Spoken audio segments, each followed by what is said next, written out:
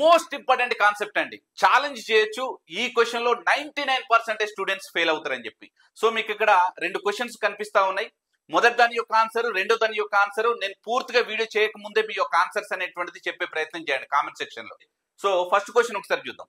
ఇందులో ఏ అంటే 3 అని, నెక్స్ట్ బి అంటే 2 అని ఉంది. సో వీటి యొక్క values 5a + 2b = 3a + 4b ని ఫైండ్ అవుట్ చేయాలి. సో 3 5 15, 2 2 4 అంటే 19. ఇచ్చినటువంటి ఆప్షన్స్ లలో ఆప్షన్ సి మాత్రమే ఉంది కాబట్టి ఇది కరెక్ట్ ఆన్సర్. నెక్స్ట్ ఈ క్వశ్చన్ చూద్దాం. ఏ అంటే 3, నెక్స్ట్ బి అంటే 2 అంటే నెక్స్ట్ 3 స్క్వేర్ 9, 9 × 5 ఎంత 45. సో 45 + 4 49. సో ఆప్షన్ బి లో 49 ఉంది కాబట్టి ఇది ఆన్సర్ అవుతుంది, రైట్.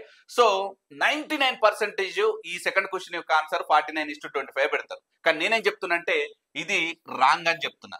ఆన్సర్ ఏంటంటే కాంట్ డిటర్మైన్డ్. ఎందుకు ఈ విధంగా తీసుకున్నామనంటే if degrees are not equal you cannot take A as 3, B as 2. అంటే ఇక్కడ పవర్స్ ఉన్నాయి చూడండి. ఏ లో స్క్వేర్ ఉంది, ఇక్కడ ఏ లో పవర్ 1 మాత్రమే ఉంది. ఇక్కడ బి లో పవర్ 1 ఉంది, బి లో స్క్వేర్ ఉంది. అంటే ఇక్కడ ఇచ్చినటువంటి వేరియబుల్స్ లలో డిగ్రీస్ అంటే పవర్స్ అంటాం. ఈ పవర్స్ అనేటువంటిది నాట్ ఈక్వల్ అయితే మీరు ఈ విధంగా తీసుకోవద్దు.